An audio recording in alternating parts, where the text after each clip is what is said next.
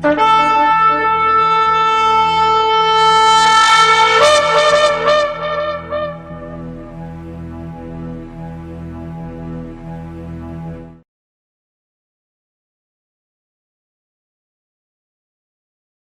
atah Yahweh Eloheinu melech haolam, asher kideshanu b'mitzvotav etzivanu la'asok b'divrei Torah. Baruch atah Yahweh amelamed Torah le'amo Israel, b'shem Yeshua HaMashiach.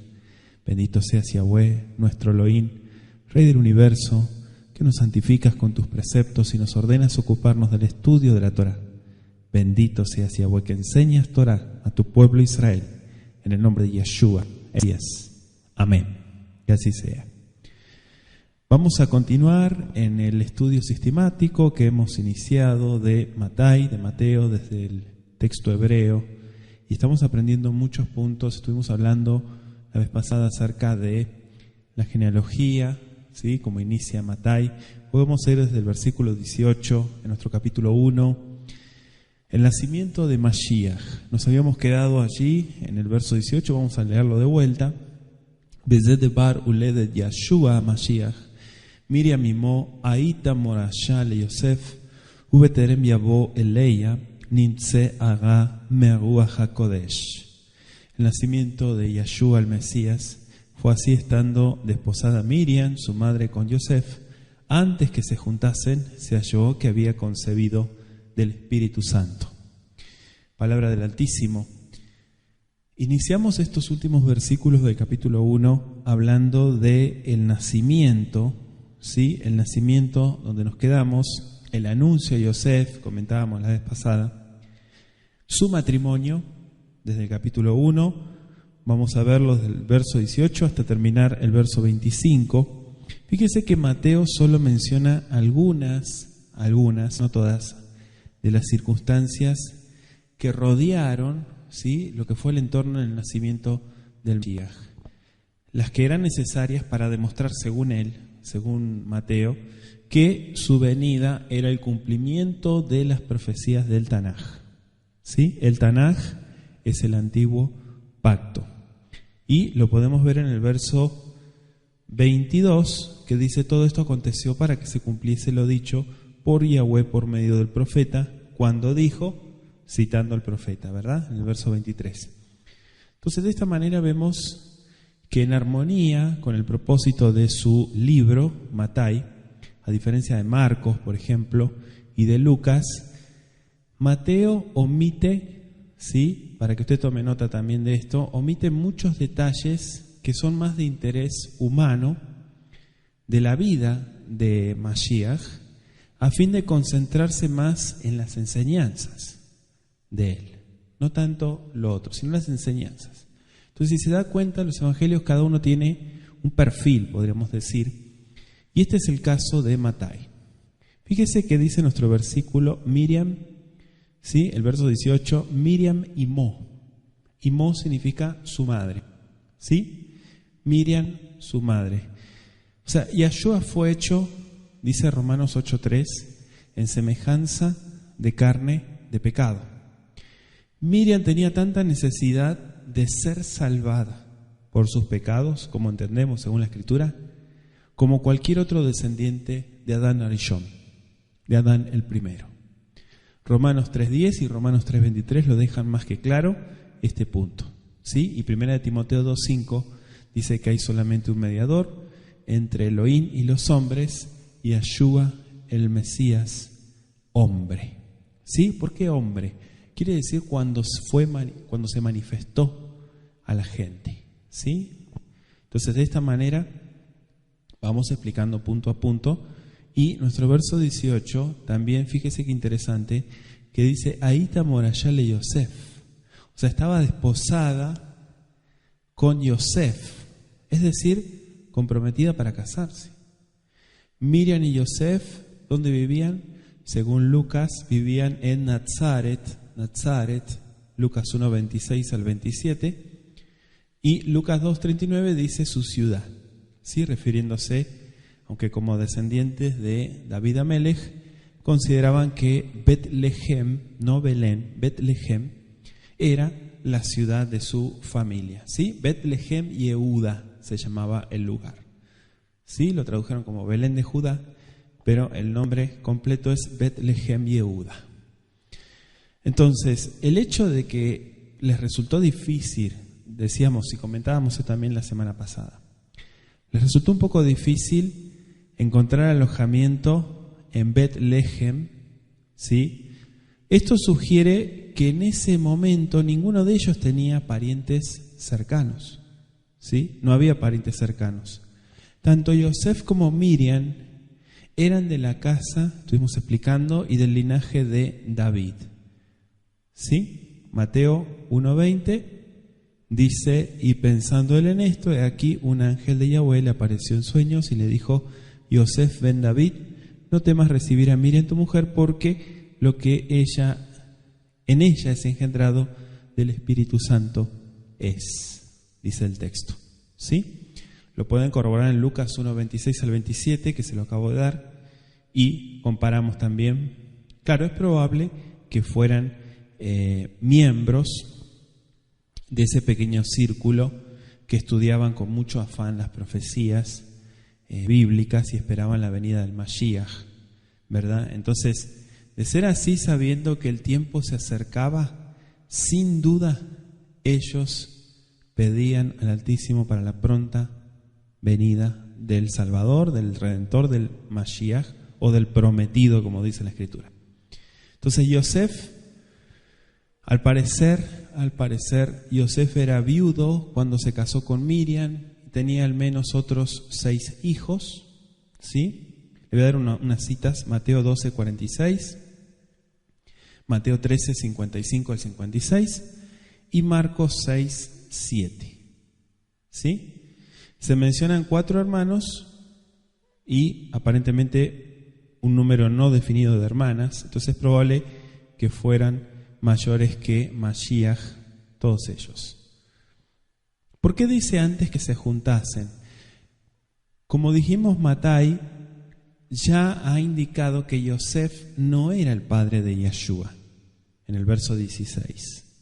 ¿Sí? Lo estudiábamos la vez pasada. Jacob engendró a Yosef, marido de Miriam, de la cual nació Yeshua, llamado el Mashiach, o el ungido, también como lo traduce. Entonces aquí confirma ese hecho. Durante ese periodo, ¿sí?, de compromiso, los novios eran legalmente considerados como marido y mujer, aunque todavía no vivían juntos, dice Deuteronomio 22, y el compromiso matrimonial constituía una relación legal, ¿sí? Era un pacto, un convenio, que solo podía invalidarse por medios legales, lo que nosotros conocemos como el divorcio, ¿sí? Entonces dice que había concebido, dice nuestro texto, en el verso 18 todavía, que había concebido. El ángel había aparecido a Miriam después de su compromiso, pero antes del momento de la concepción. Entonces, al parecer, Yosef no se enteró hasta más tarde de la visita del ángel a Miriam, ¿sí? O sea, el ángel no se le apareció a Yosef hasta pues que supo que Miriam había concebido. Y lo podemos ver en el verso 18 hasta el 20. ¿Sí? Podemos verlo ahí donde estamos. Entonces, el Ruach HaKodesh, el Ruach Elohim, explicábamos la vez pasada también parte de esto, fue engendrado, Yeshua, del Ruach de Yahweh. ¿Sí? ¿Me van siguiendo? Entonces, todo este punto es importante también dejarlo bien en claro. Tenemos que entender también que el verso 19 dice: Ve Yosef Bala, Yosef su esposo, ¿no? Bala Ish Tzadik, Velo Abal Letita Lejerpa Bayomer Ashalejena Basater. Dice nuestro verso 19: Yosef su marido, como era justo, explica el texto, y quería infamarla, quiso dejarla Basater. ¿Qué es Basater? En escondido, pero no se puede traducir así. Se traduce secretamente. ¿Sí? viene del verbo esconder, satar. Entonces dice basater, quiere decir ocultamente podría ser o, como dijimos recién, secretamente. ¿Sí? Dice tzadik. Esta palabra nos ayuda a entender que cumple con las reglas y las normas de la Torá. Una persona justa es una persona que practica la justicia. ¿Sí? Entonces, de este modo, por ejemplo, Zacarías, Elisheba, Sejaría en Lucas 1, 5 al 6, Shimeón también en Lucas 2, 25, Yosef, el Yosef de Arimatea de Lucas 23, 50, aparecen también como tzadikim. Esto está interesante porque en los textos de allá los ponen como tzadikim. Si miramos el texto de Mateo 27, 19, la esposa de Pilato designó a Yeshua como el tzadik, como el justo. Entonces, desde el punto de vista judío, podríamos decir, un justo es aquel que observa en forma muy estricta las leyes, ¿sí?, de la Torá. Para el judío rabínico es más importante que observe la halajá, las reglas talmúdicas y las leyes de hombre que inventaron ellos, y después, ¿sí?, si queda tiempo, podemos llegar a guardar los preceptos de la Torá. Esto que estoy diciendo es la visión judía rabínica. Ellos ponen en primer lugar su religión y después las normas del Altísimo. Es triste, pero es una realidad. Entonces, para ellos un justo puede ser alguien que guarda las tradiciones, las costumbres del pueblo. No necesariamente aquel que observa las leyes escritas en la Torá. Entonces, desde este punto de vista, Yosef pudo haberse preguntado si era moralmente correcto casarse con una persona que al parecer, sí, según la vista humana, era adúltera. ¿Me explico? Entonces por eso dice, él no quiso. O sea, Yosef mitigó su sentido de justicia, la balanza del gesed, de la misericordia, ¿sí?, con la supuesta culpable, entre comillas. No deseaba que aumentara la vergüenza, todo ese bochorno, ¿no?, de Miriam. Y la supuesta ofensa era contra él. Legalmente podría él divorciarse de ella diciendo sencillamente que no le agradaba, como las leyes talmúdicas lo establecieron. Entonces, sin decir por qué razón lo hacía. Pero fíjese que habla de la palabra, el texto hebreo dice infamarla. O sea, el hecho de que Yosef procurara evitarle, ¿no?, a Miriam la vergüenza de lo que era un juicio público, por eso se hacía muy público, muestra su propia integridad, como también su consideración por ella. ¿Sí? Entonces, evidentemente la conocía y sabía que ella había algo que no estaba bien. Entonces quiso dejarla, es decir, divorciarse de ella. Desde el momento del compromiso, las partes, explicamos recién, estaban legalmente unidas y solo podían separarse por medio de lo que es el divorcio. Dice el verso 20, Ujoshev kazot veine malach yabue nira elav bajalom vayomar Yosef ben David al tikra mikachat et Miriam ishteja ki anotzar bekirba meruach hakodesh u. Tranquilo, le dijo. Sí, tranquilo. Aquí el punto es que no tienes que temer de recibir a Miriam Ishteja, ya es tu esposa, ¿no?, le dijo el ángel, porque lo que en ella ha sido engendrado es del Ruach HaKodesh, es del Espíritu de Santidad. Él, pensando en todo esto, en ese momento vino el ángel de Yahweh. Mire qué interesante. Es probable que este ángel haya sido Gabriel, el arcángel Gabriel, quien ya se le había aparecido a Sejaría. ¿Se acuerdan? Zacarías. Está en Lucas 1:11 y 1:19, y a Miriam en Lucas 1:19. Bajalom quiere decir en sueño, ¿sí? O en sueños. Estaba durmiendo. Lucas, por ejemplo, insinúa que el ángel se había aparecido a Miriam en forma visible, no en sueño ni en visión. sino que se le presentó en donde ella estaba, dice Lucas 1:28. Pero a Yosef, que estaba muy preocupado angustiosamente con todo este problema, se le apareció en un sueño mientras dormía. Jalomot, los sueños inspirados, son una de las formas escogidas por el Eterno para revelar su voluntad a los hombres. ¿Sí? ¿Qué le dijo? Altikra ben David, no temas, Yosef ben David, hijo de David. Por supuesto, Yosef sabía que él era del linaje real y bien podría haber sido hasta heredero del trono de David, como tal vez podría indicarlo la genealogía de Matai. Altikra, no temas, ¿sí? No debía vacilar para nada ni poner en duda la virtud de Miriam. Y como un varón tzadik, como dice el verso 19, Yosef no debía temer que al tomar a Miriam estuviera apartándose del camino correcto. En realidad, el Eterno exigía un acto de fe. Era una prueba para él. ¿Sí? Tu lógica te dice una cosa, pero el Eterno aquí está diciendo otra cosa. Entonces ahora es momento de poner tu fe en práctica. ¿Sí? Es momento ahora de tomar una decisión. Si le vas a creer a la revelación que viene de parte del Eterno, o te vas a dejar guiar por tu instinto humano y por lo que mucha gente pudiera decir y calumniar. Fíjese que la palabra, cuando le dice Ishteja, lo traducimos literalmente como tu esposa. ¿Sí? Ya dijimos, una mujer desposada pasaba a ser legalmente la esposa.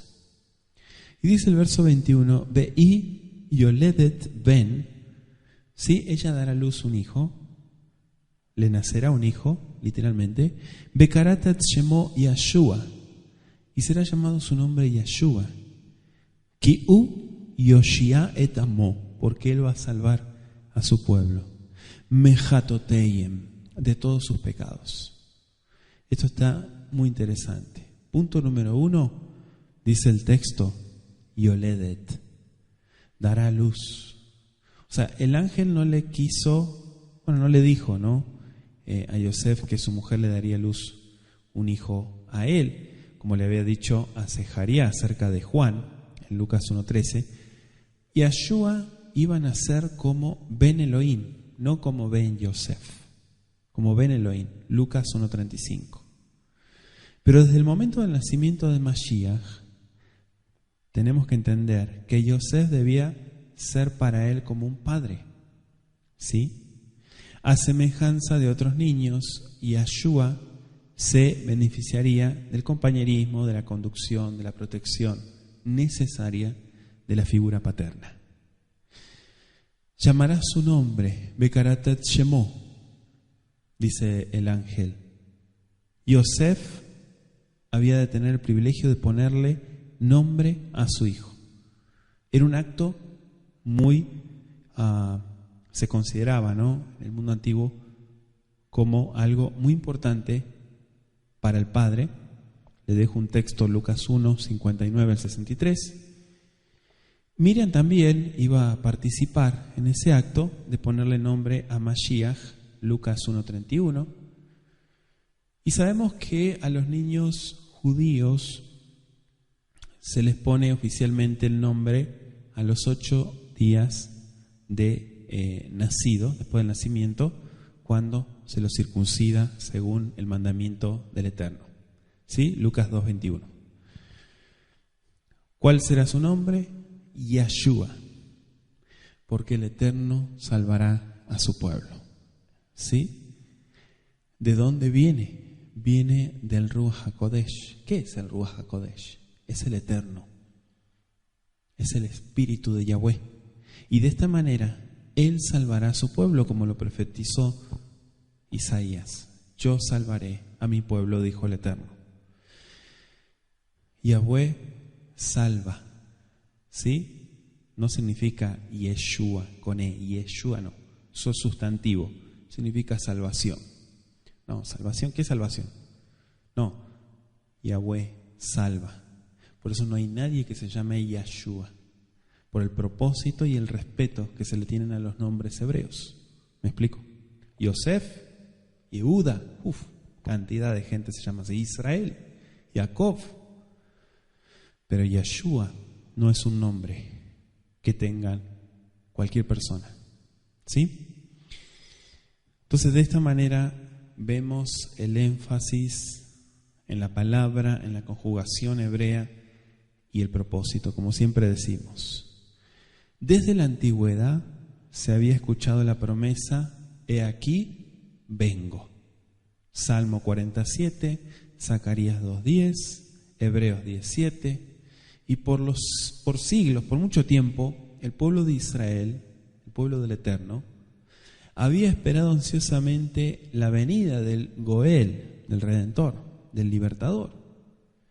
Gálatas 4:4, ahora, cuando vino el cumplimiento de los tiempos, dijo un miembro del pueblo de Israel. ¿Sí? El destino señaló a aquel en quien habían de cumplirse todas esas profecías y esas esperanzas también para el pueblo de Israel. Interesante que en la última parte de nuestro verso 21 dice Mejatoteia, de sus pecados. ¿Sí? Los salvará de sus pecados. Y es interesante que la palabra Yoshia significa rescatar de un peligro inminente. ¿Sí? Está muy interesante el texto hebreo, y estudiar la Biblia desde el hebreo tiene una claridad impresionante. El pecado, según entendemos el Brit Hadashah, había encerrado a los hombres, Romanos 6:16. Segunda de Pedro 2:19 lo dice también. Y el profeta Isaías, en Isaías 42:7 dijo, en su cárcel. Quiere decir, por sus maldades. Entonces Mashiach vino a quebrar las cadenas, a abrir la puerta de esa cárcel y a liberar a los cautivos de una condena a muerte. Porque ese es el simbolismo del pecado. Isaías 61:1, Romanos 7:24 al 25. Vaya anotando. Hebreos 2:15 también se lo dejo para que lo busque. ¿Sí? Entonces vino a salvarnos de nuestros pecados, no en nuestros pecados. Vino no solo para salvarnos de los pecados que ya hemos cometido, ¿sí? Y limpiarnos. Te limpié, te quité la condenación, ahora es importante que empieces a caminar derecho. No vino a salvar por pecados futuros, sino, dice la Escritura claramente, por las pasadas transgresiones. Entonces, toda iniquidad, toda maldad fue perdonada por el Eterno. Bendito sea Él.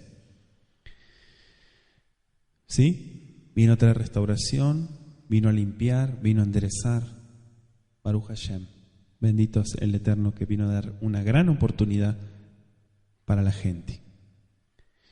Verso 22. Bechol zot haita lema'alot et devar Yahweh asher diber beyat hanavi lemor hine העלמה הרע ביולדת בן יקרו שמו עמנואל, אשר פירושו האל עמנו. El verso 22 dice, todo esto aconteció, ¿sí? Bechol zot haita, todo esto sucedió, lemalot de bar Yahweh, como fue dicho por el Eterno, a través de sus siervos los profetas.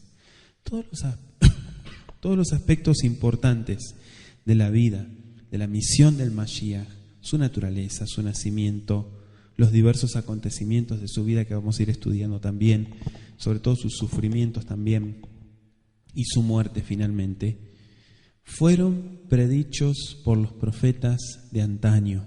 Esto es importante que usted esté claro y clara de este punto. No solo eso, sino que cada acto de su vida fue ejecutado en cumplimiento de un plan que ya existía desde la eternidad. ¿Sí? No fue algo que se le ocurrió a los profetas, no, ya era un propósito. Antes de que Mashiach viniera a la tierra, ¿sí? Todos los detalles ya estaban delante de él. Y cada acontecimiento tenía su hora, su tiempo señalado para cumplirse. Por eso, dichosos aquellos que vieron con sus ojos y vivieron el tiempo del cumplimiento de esas profecías, la hora señalada. Todo para que se cumpliese, dice Matai. Y esta expresión es muy característica de Mateo. La construcción verbal del hebreo que se emplea aquí podría indicar un resultado, un propósito. Por lo tanto, podría traducirse a fin de que se cumpliese. ¿Sí? Esta es una expresión hebrea que la vemos mucho en Sefer Matai. Vamos a ir estudiándola también. Otros lo traducen como por esto se cumplió. Matai emplea esta construcción hebrea en la sintaxis, digamos, el análisis que hacemos de la oración, de ambas maneras. Y en cada caso, el contexto se debe determinar en la traducción correcta, la interpretación desde el texto sagrado, el texto hebreo. Las profecías acerca del Mashiach habían sido hechas en forma sobrenatural. Su cumplimiento ocurrió mayormente en forma natural, hasta donde pudieron ver los hombres, pero siempre por medio de acontecimientos ordenados por, como dijo Daniel 4:17, por medio del que gobierna el reino de los hombres. ¿Sí? Él tiene todo bajo control. Lucas 2:49. Ciertas cosas ocurrieron no a fin de cumplir la profecía, sino el cumplimiento, sí, pleno. Algunas profecías obviamente están abiertas, por eso hay que hacer un análisis correcto de las profecías. En este caso, la aclaración de Mateo era para que se cumpliese desde el texto hebreo, ¿sí? O en cumplimiento de. Y el verso 23, citando, ¿sí?, a Isaías 7:14, dice: Alma, la Virgen. En forma directa o indirecta, Mateo y Lucas proporcionan la evidencia que confirma la verdad del nacimiento de una mujer virgen. Por eso utiliza esta expresión. Punto número 1, ambos afirman, haciendo un poquito de sinopsis, ambos afirman que Yahshua nació del Ruach HaKodesh. Punto número 2, declaran que Miriam había de dar a luz un hijo que no sería hijo de Yosef, ¿sí?, sino Ben Elohim. 3, Miriam permaneció virgen hasta que dio a luz a Mashiach. 4, Miriam le afirmó al ángel que era virgen, Lucas 1:34. Entonces, por eso se da testimonio pleno del nacimiento y del cumplimiento del profeta Isaías. Y son palabras que el pueblo ya conocía al derecho y al revés, ¿sí? O sea, estaban muy conscientes de todo esto. No era nada nuevo. Entonces, no hay duda que aquí Mateo emplea la palabra virgen, la traducimos de esa manera, en el sentido estricto del término, para referirse a Miriam, una joven soltera, casta, ¿sí?, Hasidá, podríamos decir también, piadosa. Isaías 7:14 se trata de la objeción, ¿sí?, de que la profecía tiene una aplicación local, dicen algunos, para el tiempo de la profecía. Bajo la conducción del Ruach HaKodesh sabemos que Mateo está aplicando la profecía. ¿Cuánto tiempo pasó, no? Siglos. De Yeshayá al Mashiach. Y al hacerlo emplea la palabra para significar estrictamente esta virgen, ¿no? Ninguna otra cosa. Aquí está hablando de eso. Entonces, muchos rechazan todos estas afirmaciones y dicen, no se refiere a eso, se refiere a otra cosa. Y le dan otro sentido, ¿verdad? Pero aquí tenemos que entender que el Brit Hadashah y las palabras de Matai son un fiel cumplimiento del Tanaj. ¿Qué es el Tanaj? El Tanaj es el antiguo pacto, desde Génesis hasta Malaquías. Eso es el Tanaj. Es lo que el judío solamente considera como válido. Usted sabe que el judío no cree en el Nuevo Testamento, no cree en el Brit Hadashah, como usted le llame, el New Testament, no. Para ellos todo eso son escritos de hombres, ¿sí? Es como el concepto que tenemos del Talmud, ¿sí? Que lo rechazamos porque en realidad no tiene nada que ver con la Torá, contradice. Bueno, para ellos también el Brit Hadashah es como algo creado por los cristianos, o los Notzrim, como le llaman ellos, y es idolatría. Y desvirtúan el texto sagrado del Tanaj. Ese es el pensamiento de ellos, ¿sí? Pero aquí no estamos para cuestionar o hablar de lo que piensa el judaísmo rabínico y de lo que piensa el cristianismo, y usted sabe que eso es un debate que no termina más. Aquí el punto es importante de entender la unión que existe entre los cumplimientos de ciertas profecías, no todas, ciertas profecías del Tanaj. Algo que el pueblo de Israel estaba muy consciente. Los críticos destacan que los paganos atribuían, ¿sí?, la grandeza de hombres como Alejandro, Pitágoras, Platón, Augusto, César, también, ¿por qué no?, al supuesto hecho de que descendían de dioses y a un supuesto nacimiento virginal. Entonces, este argumento no tiene mayor valor que si se dijera que la existencia de monedas falsas, ¿no?, falsificaciones de grandes obras maestras del arte, por ejemplo, prueban que desde luego no hay cosas tan en el aire como ello. Pero aquí tenemos que afirmar que Matai y que Lucas, en cuanto a este nacimiento, ¿sí?, ellos dejan en claro la conexión que existe con la profecía mesiánica. ¿Hasta ahí me va siguiendo? Entonces, recuerden que también en el Brit Hadashah hay una palabra que la traducen como misterio.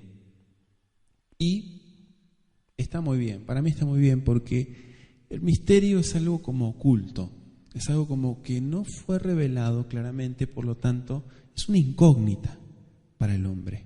Y se pregunta y se cuestiona y trata de buscar una respuesta a muchas cosas, y mayormente desde el punto de vista lógico, razonamiento humano, y no le encuentran una respuesta. Otros dicen, no, él no fue engendrado por el Espíritu Santo, dicen, eso es imposible. Él nació, fue un maestro y tuvo sabiduría, no lo podemos dudar, pero él no es hijo de Elohim. Él fue solamente un maestro, un profeta grande del pueblo de Israel, como lo fueron muchos otros. Y se basan más en un punto humanista, filosófico, ¿por qué no?, y desechan todas las profecías. Al tener ese tipo de objeciones, desechan todas las profecías, ¿sí?, del Tanaj que están conectadas con la venida del Mashiach. ¿Hasta ahí me va siguiendo? Entonces, concebirá, ¿sí?, Beyoledet, dijo Yeshaya, Ben, un hijo, Bekareu Shemo Immanuel, Asher Peruyó a él Imanu. ¿Sí? Dará a luz un hijo y llamará su nombre Emanuel. ¿Qué traducido es Elohim con nosotros? Entonces, de esta manera vino el cumplimiento, Gálatas 4:4, pero cuando vino el cumplimiento del tiempo, el Eterno envió a su unigénito. Después de haberle preparado un cuerpo, dice Hebreos 10:5. Immanuel quiere decir con nosotros Elohim. O sea, ven Elohim, Elohim mismo, ¿sí?, hecho, o sea, descendió, eso es lo que está diciendo acá. No solo vino a vivir entre nosotros, sino a identificarse con la familia humana. La gente podía verlo. Sin embargo, a Elohim, el Altísimo, no se lo puede ver. No se lo puede ver. A menos que se manifieste en fuego, en truenos, como pasó en Har Sinai. Sí, que el pueblo tuvo terror en la palabra. Pero no se lo puede ver porque Él es espíritu. Y Él está fuera del plano físico, ¿sí?, espacio-tiempo. Eso ya lo hemos explicado. Entonces era necesario que Él habitara en un cuerpo, según las profecías y según las normas que estaban establecidas. Entonces, todo cuadra desde este punto de vista y entendemos por qué el título, podríamos decirlo así, o atributo, pues en realidad no era el nombre propio, personal, sino era el propósito. El Eterno está con ustedes, Immanuel. ¿Sí? Fíjese qué interesante. Le voy a dejar Juan 1:1 al 3, Juan 1:14, Romanos 8, versos 1 al 4, Filipenses 2, versos 6 al 8, Hebreos 2, versos 16 al 17. Entonces, aclaramos que Emmanuel o Immanuel no es tanto un nombre personal, sino un título o un atributo empleado para describir la misión del Mashiach, según Isaías 9, versículos 6 al 7 y 1 Corintios 10:4. Verso 24. Vayikatz Yosef Mishnato Vayas Kasher Tzivau Malach Yahweh Vayesof et Ishto el Beito. Y despertando Yosef del sueño, dice el texto, hizo como el ángel de Yahweh le había mandado y recibió a su mujer. ¿Qué hizo? En otras palabras, anote, obedeció. Obedeció. ¿Sí? Cuando el Eterno habló, Yosef actuó sin duda ni demora. ¿Por qué? Porque lo que hablábamos el jueves, ¿no? ¿Tuvieron el estudio el jueves en la mañana? ¿Qué decíamos? Cuando estás en conexión con el Eterno, cuando estás en sintonía, es más rápido que actúes. Pero cuando no estás en sintonía, vas a poner 1000 peros, vas a dudar, vas a ir y venir, le vas a preguntar a la gente, vas a buscar donde no hay que buscar. Cuando estás en sintonía con el Eterno, ¿qué hizo Yosef? Actuó. Porque él estaba en conexión. Y se ve en este aspecto del carácter de Yosef también, más que en cualquier otro, la razón por la cual él estaba preparado para ser el protector terrenal de Miriam y de su hijo Yeshua. Entonces, al llevar a Miriam a su casa, Yosef actuó bemunató, por su fe. ¿Sí? Un acontecimiento como el que le había anunciado el ángel no era conocido en los anales de la experiencia humana, pero Yosef creyó, ¿sí?, que para el Eterno todo es posible. Le dejo Mateo 19:26, Génesis 18:14, ¿sí? Entonces, fíjese que el papel de Yosef es Anav. Es humilde. Yosef fue humilde, pero indispensable. Y su pronto cumplimiento de las órdenes del ángel del Eterno fue de mucha importancia. Porque en lugar de atrasar los acontecimientos, él se unió a la visión, él se unió al propósito y las cosas salieron adelante. Él no fue terco. Él no estancó la obra del Eterno. Él ayudó a que la obra avance. Bendito sea. Entonces, de esta manera, podemos ver el verso 25, Veloyada ad kiyalda ben et bejorá, vaikrat shemo Yeshua. Pero no la conoció hasta que dio a luz a su hijo primogénito, al Bejorá, y le puso por nombre Yeshua. Así está escrito. ¿Sí? ¿Por qué dice no la conoció? La forma verbal hebrea, fíjese qué interesante, no concuerda con la tradición, típica tradición católica, que han maquillado las Biblias, y de esta manera usted sabe que surgen tradiciones y empiezan a deformar todo. ¿Sí? La tradición católica de que María fue siempre virgen, ¿sí? ¿Por qué? Porque implica que la virginidad de Miriam en la Biblia, no de la Virgen María, ¿sí?, dice que duró hasta el nacimiento de Mashiach. Por otra parte, la palabra hebrea hasta que no es definitiva ni en favor ni en contra de una virginidad perpetua. El significado hebreo del verso 25 es que aunque Miriam no vivió con Yosef como esposa de él, ¿sí?, hasta el nacimiento del Mashiach, Yeshua, lo hizo posteriormente. Entonces comparamos esto con las palabras de Génesis 8:7, 1 de Samuel 15:35. Si tiene Biblia hebrea, consúltelo. 2 de Samuel 6:23, Mateo 5:26. Bueno, Mateo hay muchas en la misma palabra, ¿no? Entonces, Yeshua tenía hermanos, hermanas, eso es lo que sabemos, pero al parecer, al menos los hermanos eran mayores, ¿no?, que Mashiach y Yeshua, y por lo tanto eran hijos de Yosef de su matrimonio anterior. Le dejo Mateo 12:46. Entonces, el hecho de que Yeshua encomendara a su madre el cuidado de Juan, ¿no?, en Juan 19, podría indicar que Miriam no tenía otros hijos. ¿Sí? Es lo que tratamos de deducir según los textos y según los escritos, comparando toda la información. Por otra parte, bien podría haber tenido hijos que no estaban en condiciones de atenderla o que no hubieran simpatizado ni con ella ni con Mashiach. Son suposiciones, ¿sí? No las podemos descartar, pero tenemos que entender este punto. Su hijo primogénito, dice el texto hebreo, Bejorá, está conjugado aquí en el texto hebreo, y podemos ver que muchos manuscritos aquí omiten la palabra primogénito. Aquí yo la tengo entre paréntesis, en el texto hebreo, ¿sí?, en el Brit Hadashah, y muchos dicen, en otras versiones del Mateo, se la quitan, ¿sí? Pues esto va a despertar una polémica, pero Matai lo puso.